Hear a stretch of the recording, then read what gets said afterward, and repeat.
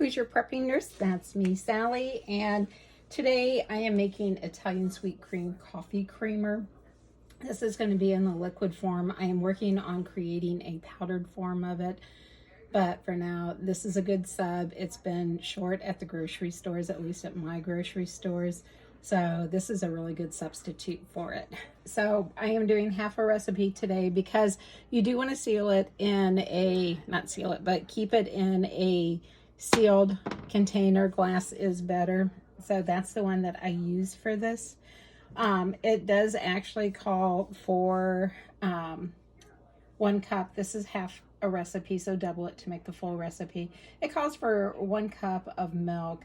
And what I do, I like mine a little bit more creamier, so I add some heavy cream. It's like maybe 1/4 cup heavy cream. The rest is regular milk. I'm using whole milk by Gosner. It is from the Dollar Tree store. So I'm just going to go ahead and pour this in.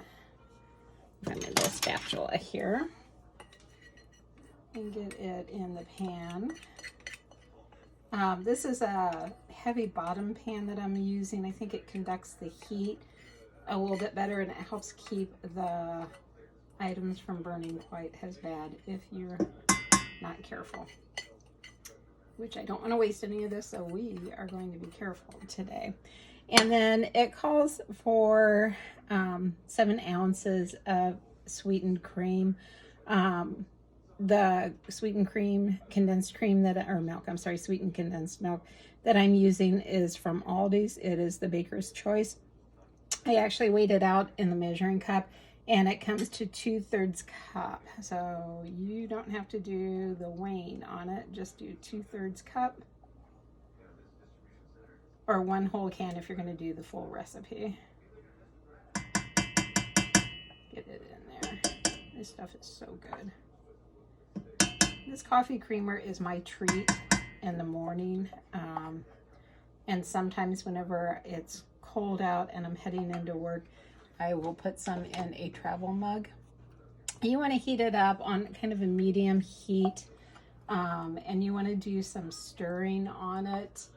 You want to bring it to a simmer, and once it starts steaming, you want to turn off the heat, and that's when we'll add in the extracts, and those are the last 2 ingredients on it. So hopefully this doesn't take too long today. I've made this one a couple of times. It's good for 2 weeks in the refrigerator, or shorter if your expiration on your milk is shorter. On my condensed milk, it was in 2024, and the Gosner is 2023. It's good until next year. So I've got at least 2 weeks use out of this. I'm the only one in the household that drinks it, so that's why I make up a half a batch on it. David does not drink coffee, period. So let's just stir this up really good here. Let the condensed milk and the cream get worked in to it. And I've got it, mine's an electric stove, and I've got it on 5. And yeah, this is the stove that I fixed the door on. I was just so thrilled on that to get the screw the first time, because in all honesty, the shipping cost more than what the screw did. So I was just heartbroken whenever this happened, and I'd really like to know what happened to the original one. I have a feeling that one of the cats decided that it was a toy if it came out and fell all the way through. And to be honest with you, I'm not sure why it would even be loose, but I even pulled the stove out looking for it. I couldn't find it. Pulled the bottom drawer out, went through everything that was in it. It's where I store my lids for my pots and pans. And my pizza pan is down there. So this is a day after Thanksgiving. I hope that you all had a good Thanksgiving, that you were able to share it with friends and family. And you know what, if you couldn't, that's okay too. I was here alone because, well, our on-call days got mixed up. David's over in Ohio at the moment. My brother lives 45 minutes away, and that's too far away for me whenever I'm on call. And David is like 2 hours away, so there's no way I could have gone over to his place for it. And after I realized the mix-up, I told him, well, you know, if you need somebody on Thanksgiving, call me. We were all trying to do each other a favor, and David and Mike, my brother, were going to surprise me, and they switched on call days, and I was going to surprise them by switching on call days. So we were just thinking of each other. But it was a good day. It was nice and calm. Now I have 4 cats and 2 dogs. And the one dog was my mom's dog. And I had actually gotten him from my mom. My mom's birthday is close to Valentine's Day. So he was kind of a birthday Valentine's Day gift for her way back when. All of them are shelter, except for the last one, which is Pumpkin. And he was a little stowaway in a wheel well of a truck of a friend of mine who drove 40 minutes with this kitten up there, and we are just so blessed that he did not get hurt in it. But she called it and asked me if I would just kitten sit until she got off work, and my one dog, actually both dogs, fell in love with this kitten, so I ended up keeping the kitten. And it's good because the other dog that I've got actually got to keep company for my mom's dog. And he can grow, the kitten and Bentley can grow old together. Bentley is a little Yorkie. Well, he's not really little, he's a standard size Yorkie. Oh, it is starting to steam, so we're going to turn off the heat, and we are going to add in 1/2 teaspoon of the vanilla, because we're doing halves here. And 1/2 teaspoon of the almond extract. And the almond extract is, to me, actually the secret ingredient. I shook both these up. I know you don't need to, but I still do it. And then we're just going to stir that really good. And then we need to let it cool completely. And then it goes into the bottle. And I'm going to move it off the heat here. But it's got such a great smell. It smells like a holiday cookie, to be honest with you, with the vanilla and the almond in it. So I'll come back whenever I pour it into the jar after it has cooled off.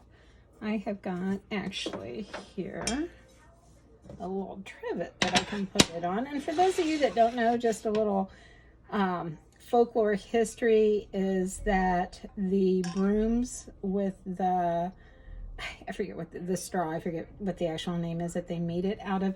If you have any representation of that in your home, it is supposed to bring you good luck. And there's Bentley barking in the background. Okay, I will come back whenever this is cooled off completely. The Italian sweet cream has cooled off, and I decided to actually try it in some hot chocolate. This is the hot chocolate recipe from Martin's Midlife Adventures. I'll leave a link to that video in it down in the description. And I actually made it with the Gossner whole milk. You can do water with this, but I just think that the milk gives it an extra layer of creaminess. So I actually heated this up in the microwave. You can do it on the on the stove in a pan, but I'm just making 1 cup here, and I really did get that pretty full, but I didn't mean to put that much milk in it. Let me just stir this up here a little bit.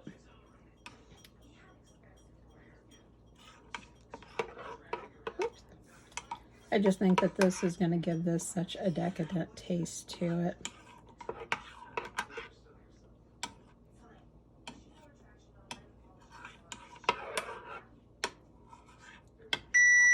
Oh, there goes my oven. That is our cranberry pie that is done. Let me just pop it open. Heat wave coming out. That's pretty well stirred up. I'm just going to pour a little bit of this in it since I don't really have any room.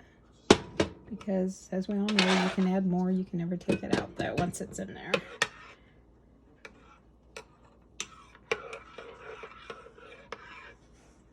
And I'm just going to take a little sip from the spoon because this does still look like it's really hot.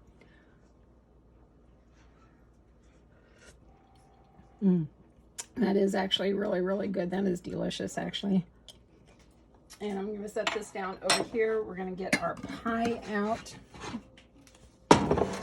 of the oven so that my crust doesn't get, let me just wipe this off real quick here.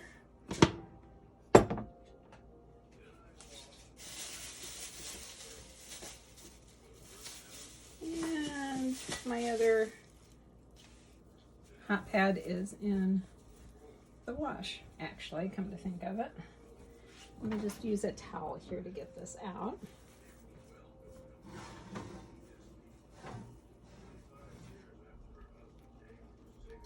And we will do the toothpick test on it and see. It can actually go, it said 40 to 50 minutes. This is actually at the 40 minutes. I didn't expect it to go off what time I was filming this. Nope, it's going to go back in. You can still see the dough on it. So, it'll be the end of it for this part of the video. I will put this part on the pie. I will tag it onto the pie video. Thanks, guys. I hope that you enjoyed the creamer, that you'll make it. Give it a try if you do like those type of things. You know, and if you're allergic to nuts, you can always switch out that almond extract for something else that you might enjoy. Maybe a little bit of peppermint would be good this time of year, and make it a minty taste instead. But y'all take care, don't give up, and keep on prepping.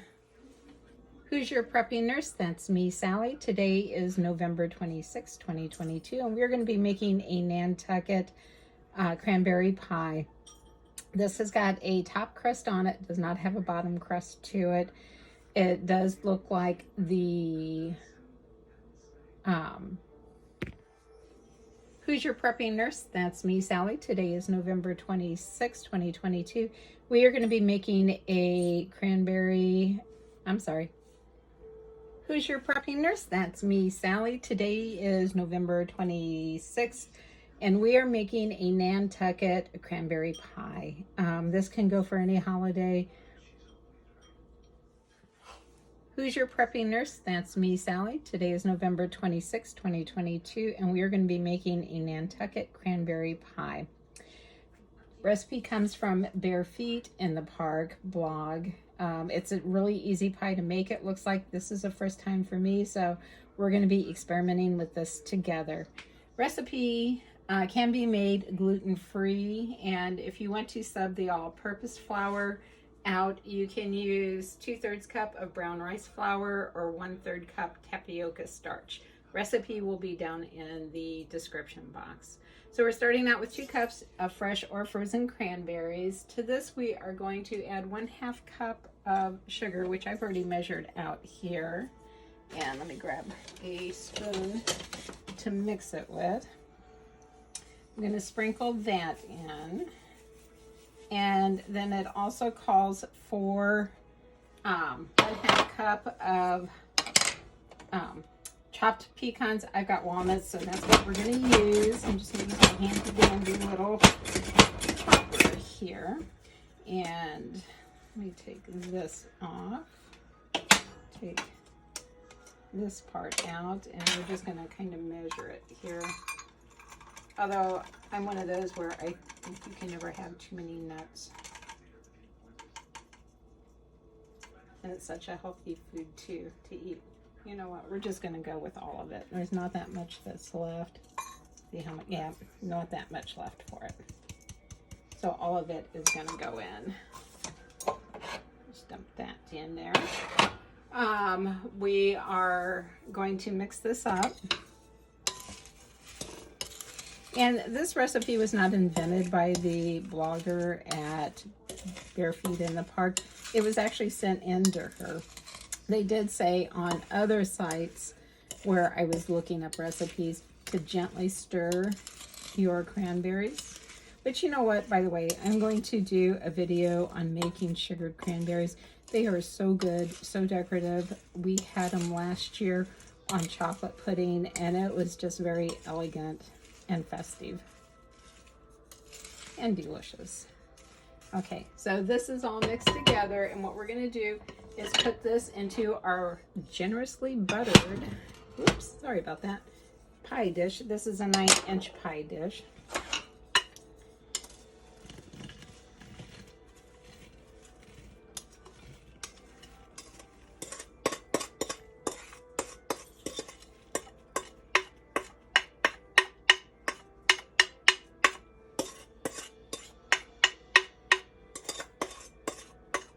And I have already started the oven preheating. It is preheating up to 375, because this pie just goes together so quickly that you can do it as you start mixing this.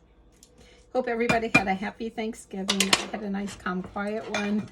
It was kind of a mix-up with everybody's schedule because my boyfriend is working over in Ohio, and he was supposed to be on call on Thanksgiving, and so was my brother, who's in the medical field also. So I ended up trading so that I could be off on the day after Thanksgiving and be on call the same day that they were going to be on. And this is like the gift of the Magi.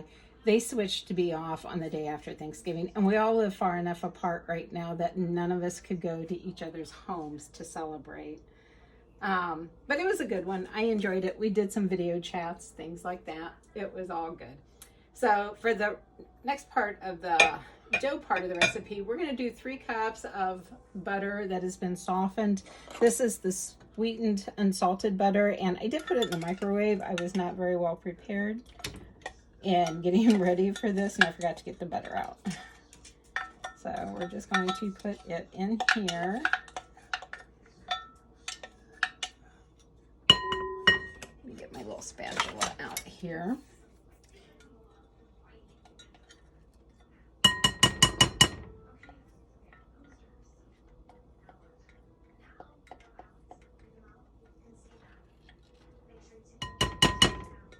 Every last drop of this out, because we all know how expensive butter is, and I don't want to waste any of it. Okay, so that is done. Then we're going to do 1 cup of sugar, which I didn't get out for this part of it. Let me go grab it here.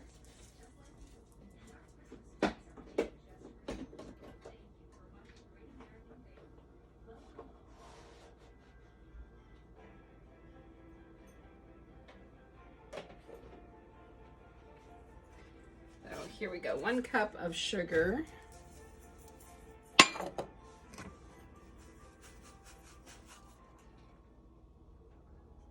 And we are going to combine this and mix it until it is soft.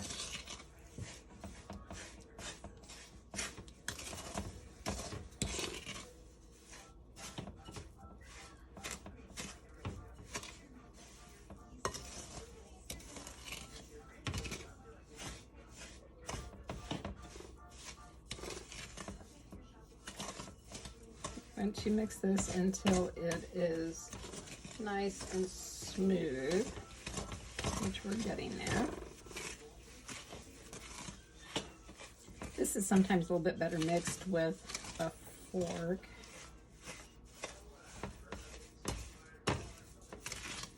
This looks good already, to be honest with you. I don't think there's 2 better things in the world than butter and sugar mixed together. Okay. Then we are going to, and I'm reading the directions as we go here. You can add the eggs in. I'm going to break the eggs one at a time. These came from young chickens. I live in the suburbs, and we aren't allowed to have chickens in my city. So I'm lucky enough that somebody at work does. So I'm going to add in 1 egg. And 2 eggs here. And yes, my hands have been washed. Oop. Add these in here. And then beat again until smooth. Whoops, the eggs. Okay, we can go ahead and add in the almond extract. Let me rinse my thumb off here.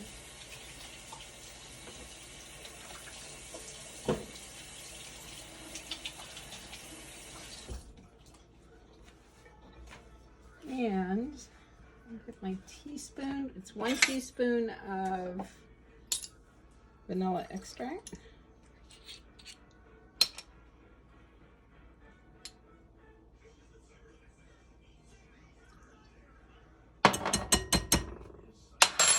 I just love everything that is in this, let me tell you. Okay, let's beat again until smooth and fluffy.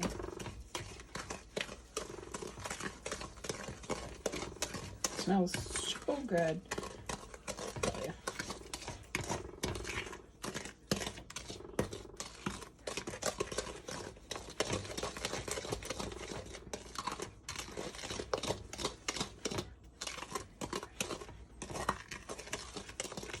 Okay, then we're going to add in the flour, and it is 1 cup of all-purpose that I'm adding in.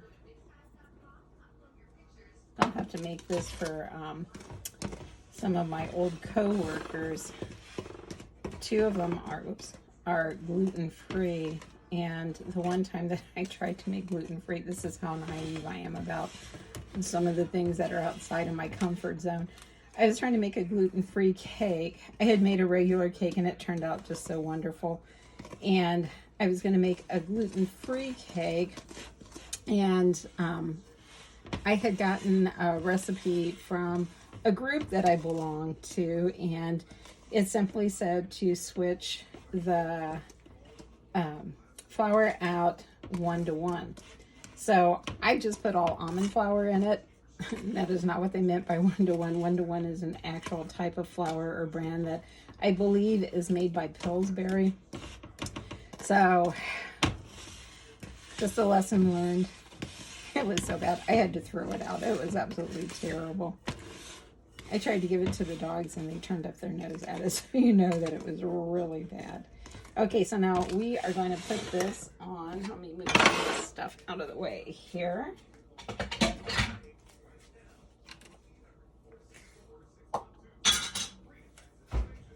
Put this just right on top, and then I'm going to put it on a cookie sheet just in case there's some bubbles that come over. I don't expect that to happen, but you never know. The author of the blog said that you could use a cookie scoop to do this, and I don't have one, although I suppose that like an ice cream scoop would be good too to use for this. My ice cream scoop, though, is not one of those that's got the little slide on it that helps to get the ice cream out of the scoop. Mine is a really old one that actually my parents had gotten whenever there was an ice cream place that opened up here in town back when they were first married. And that would have been in, I think, like 1953 is the year that they were married in. This is actually going to be really good, you guys.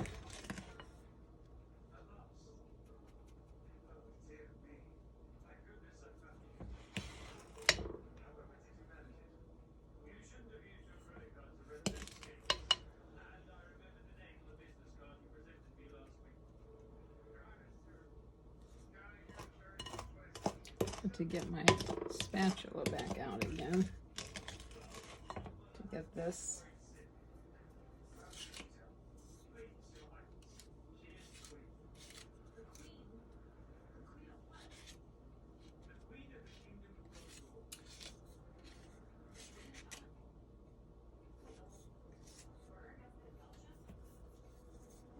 Oh, you know, huh?